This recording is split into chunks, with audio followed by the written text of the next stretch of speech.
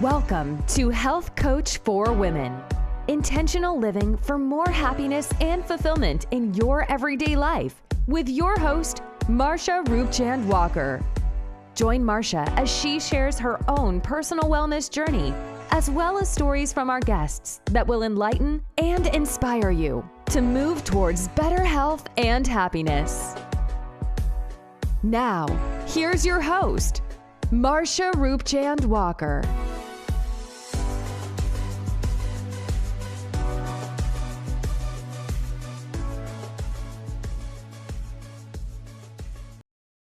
Welcome to another episode of Health Coach for Women, a podcast where we explore alternative and holistic solutions for better health and wellness.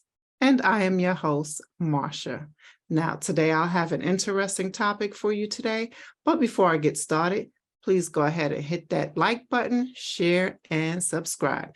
Of course, I have a quote for you today. You know I love quotes, and it's always related to today's topic. Unloving someone is not easy, but falling in love with yourself can help. And this quote is unknown, does not say who it's from. But unloving someone is not easy, but falling in love with yourself can help. And that is definitely, in my opinion, a true statement. You can definitely fall in love with yourself again.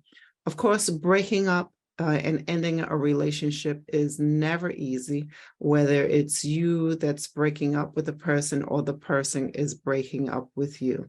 It's never easy, right? But sometimes we need to make the decision that we need to make that's best for ourselves. Now, of course, when it's someone breaking up with you and it's totally unexpected or what have you, it can be devastating, right? It can definitely be devastating.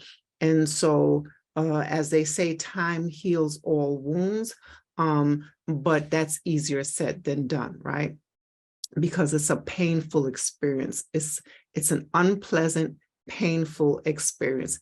And sometimes what happens is we can stay stuck, right? We can stay stuck in that feeling of feeling sorry for ourselves, wondering all the questions as to why, what happened, what did I do wrong? But we need to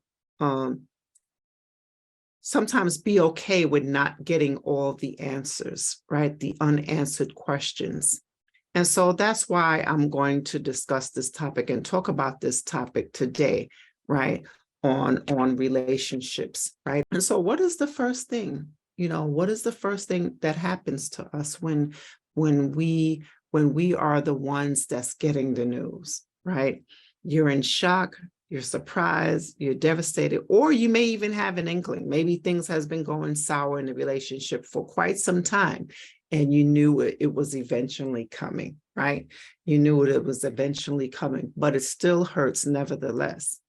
The first thing is allowing yourself to grieve, right? Allowing yourself to be in touch with those emotions of whatever it is that you feel. And whether it's feeling hurt, angry, sad, resentment, be in touch with those emotions, because we don't want to suppress our emotions. We don't want to leave them bottled in, right? So allow yourself to grieve and acknowledge as well as accept your feelings, right? All of those feelings that I just mentioned, and give yourself permission to grieve and during that time of ending the relationship, right? Allow yourself time to grieve. And one way that you can do that is allowing yourself to grieve, as I mentioned, is getting in touch with your feelings and your emotions and expressing it however you can, in a way that's not destructive or harmful to others, of course, right? So let me just make that clear, right? And so allow yourself give yourself that permission. And so that will be one of the ways that you can do that. Another thing is cutting off contact. Sometimes that's what you need, right? You may want to consider implementing a time period of no contact with your ex. And you may even need time alone, right? You may at some point, you may need some time to be alone, and that's okay too.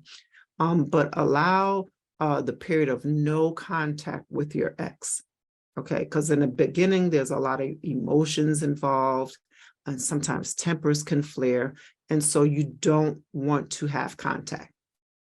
No type of contact, not phone, not FaceTime, not any type of contact, email, anything.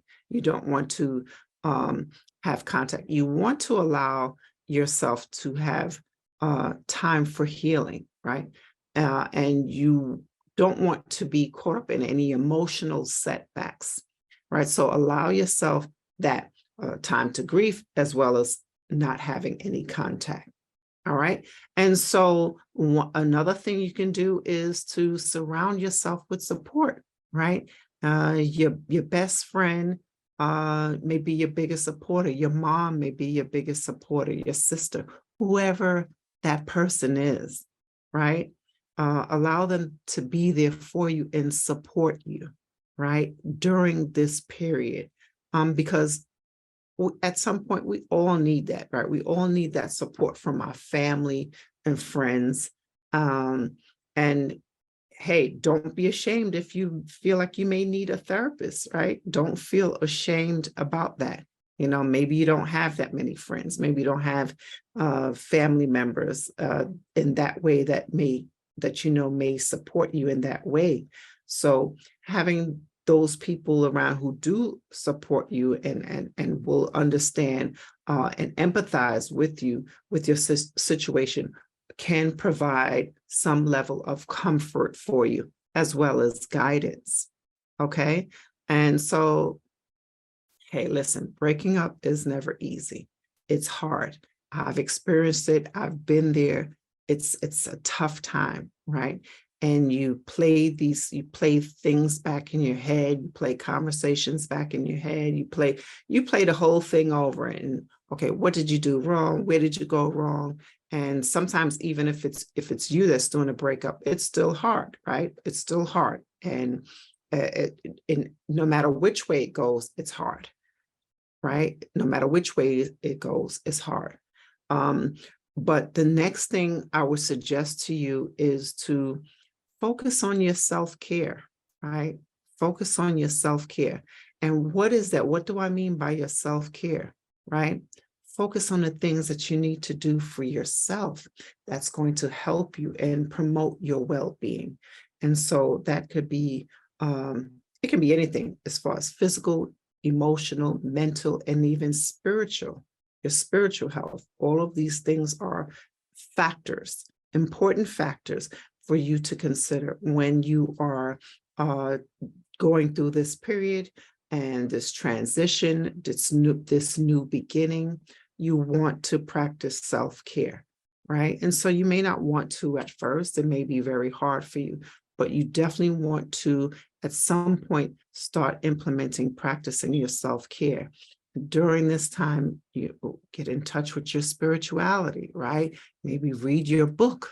Read books that you enjoy, read your scriptures, whatever it is that your religious scriptures or your books or whatever it is that you believe and you practice in, do that. Get more devoted and get more connected, so to speak, right? You want to be able to do that. And even hobbies, right? Maybe you may want to start doing some artwork, something that's therapeutic for you. Maybe taking a drive somewhere. Of course, when you are in a good frame of mind, right? So not when you are discombobulated and emotional. We want you to be safe, okay? I want you to be safe. So that is another thing that you can do, is to do the things that's joyful to you and bring pleasure to you. Practicing self-care. Another thing which is important is reflect, right?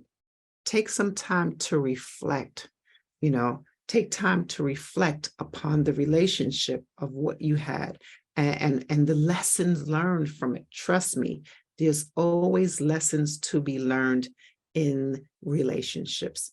Okay, there's always lessons to be learned.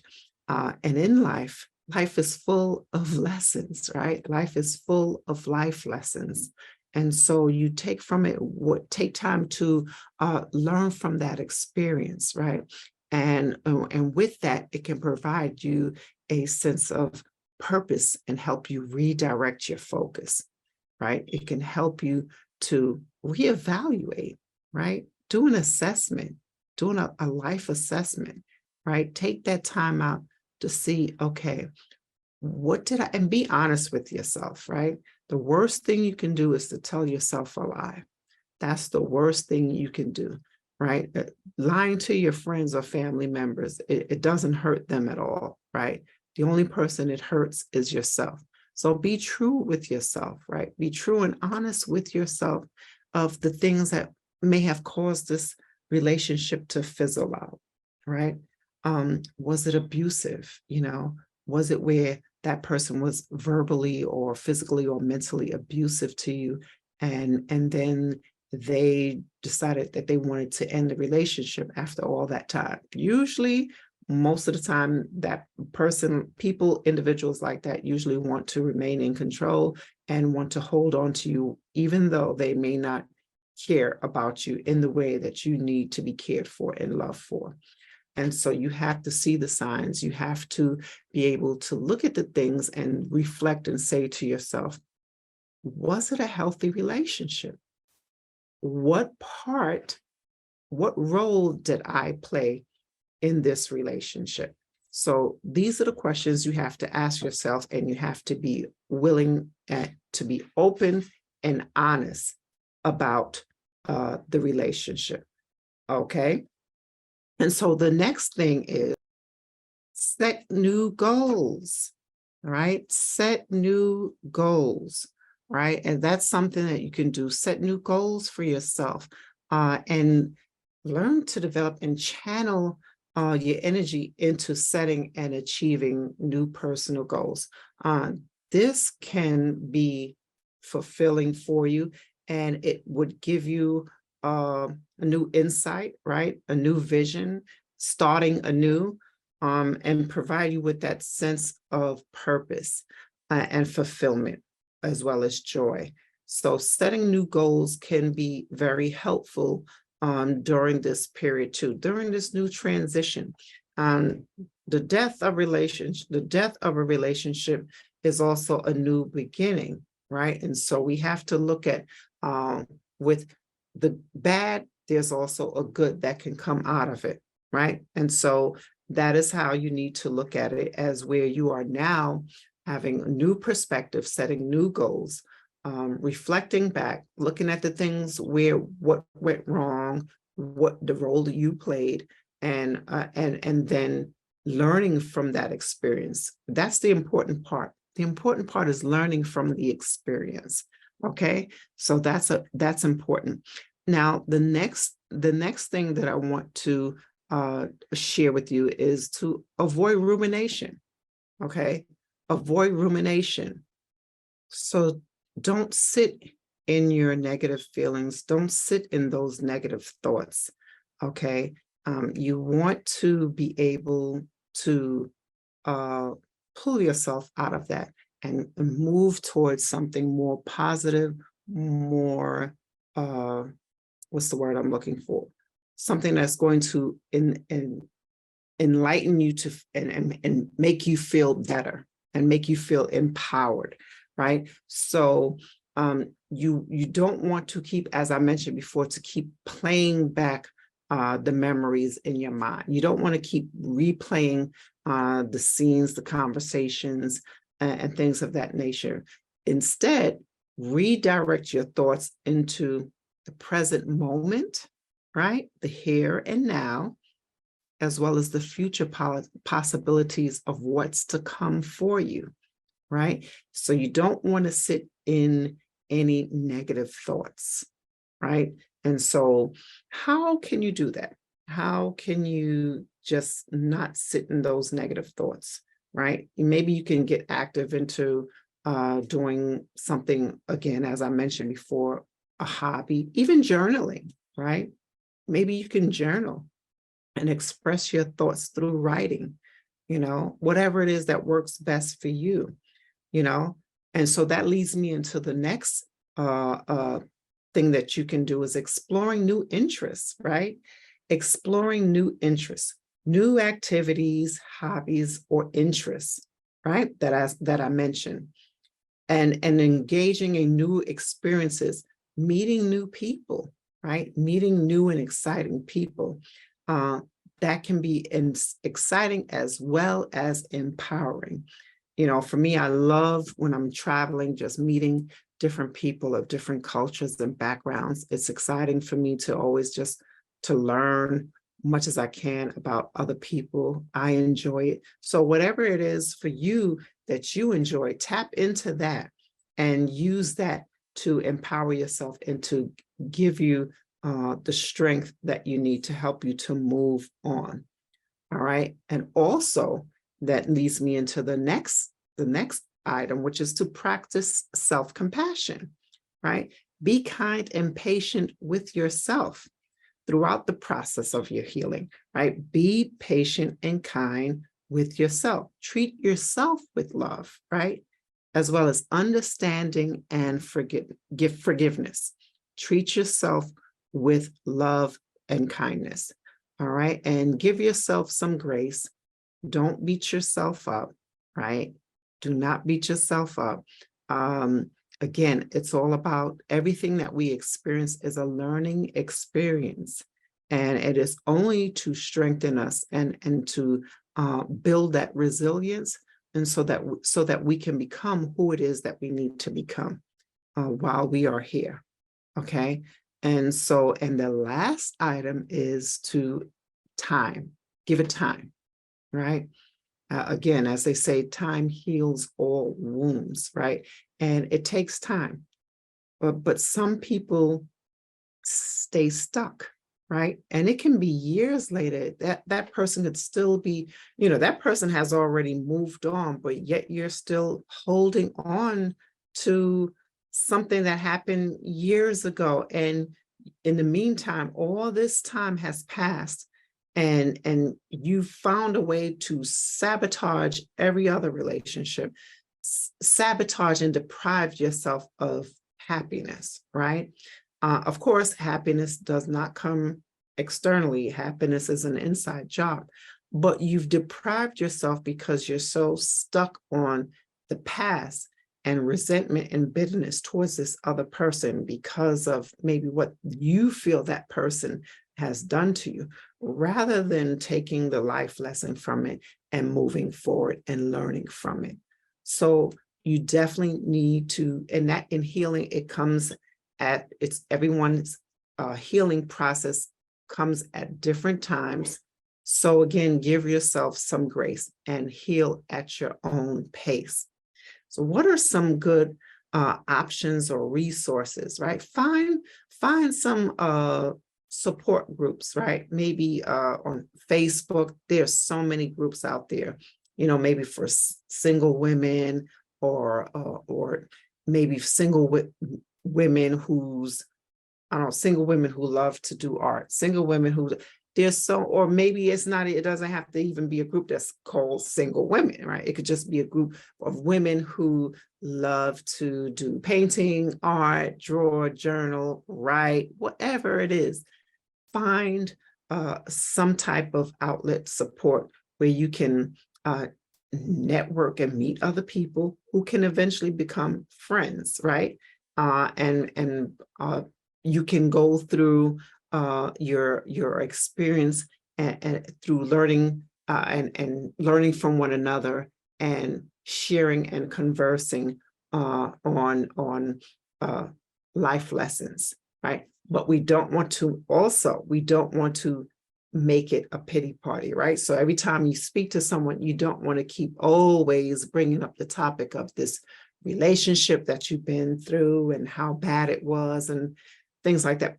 after a while, it becomes like an energy vampire. So you don't want to do that. So be mindful of that, right? Not becoming an energy vampire. Be mindful of that. So again, give yourself some grace. With time, you can heal, you can move forward. And again, breaking up is never easy, but it is definitely something that if it's meant to happen, there's nothing you can do to change that. Sometimes we look at things as being a bad experience, but it ended up being a good experience. And I like to reference the movie with Harriet Tubman.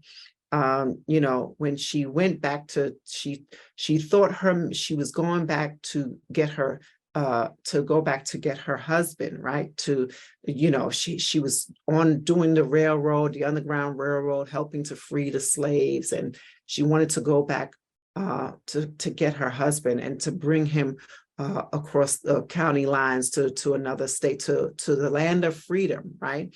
To the north. And when she went back to go and get her husband, he was already married.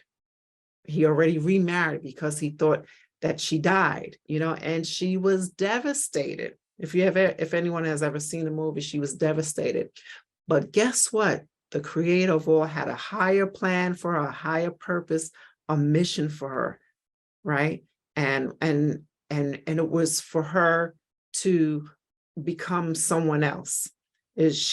Whatever had to happen with that relationship had to happen, but there was a bigger plan, there was a bigger purpose.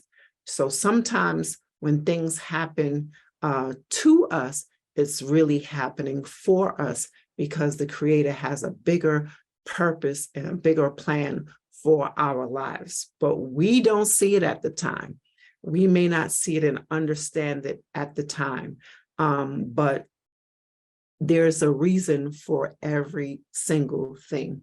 And so I hope that you got something out of this episode today. It's not that long. I just wanted to cover the tips on what you can do and how you can heal after going through a breakup. I hope you enjoyed this episode. Please share, like, and subscribe. Until next time, bye for now. Thank you so much for listening to Health Coach for Women with your host, Roopchand-Walker.